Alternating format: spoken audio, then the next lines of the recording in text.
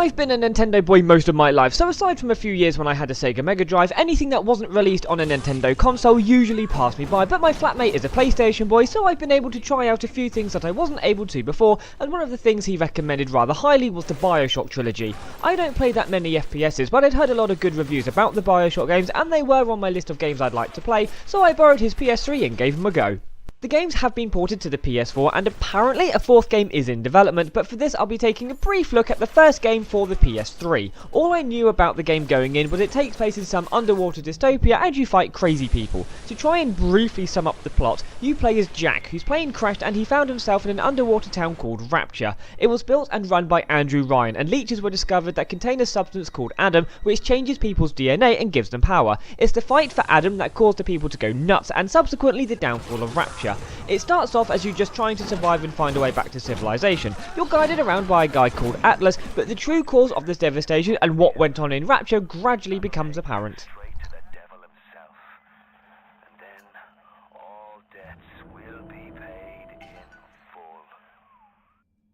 If you saw my Geist Let's Play, you'll know I'm not very good at first-person shooters, and BioShock was no exception. I very much enjoyed the game, and being able to use both guns and magic was a lot of fun, even if I did tend to stick to a small selection of weapons and spells that were effective. As you travel round, you collect Adam, mainly by killing a Big Daddy, which are a bitch to kill, that protects a little sister. You have to choose whether to harvest the Adam from them, killing them in the process, or saving them, which gets you some Adam, but not as much as harvesting, though it does bring other benefits. You use Adam to upgrade your abilities, and there are stations to improve weapons, but as I've said in previous videos, I don't like wasting points on upgrading things I won't use, so I only upgraded abilities I was mainly using, which could screw me over because not all abilities were effective in every situation, so I had to change my tactics in order to succeed.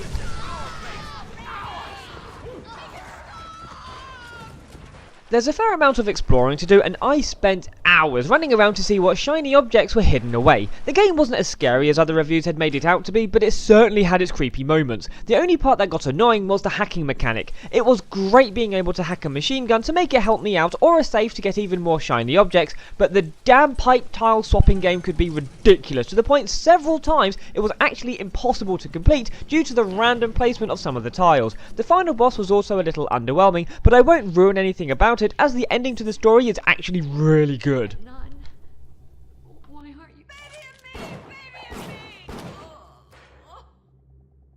I thoroughly enjoyed my journey through Rapture, and can certainly see why it's become such a highly regarded game. Even with the annoyance of the hacking system, the creepy environments, decent exploration and great plot all more than make up for anything annoying, and as soon as I finished the game, I couldn't wait to start the sequel. But that's a tale for another time.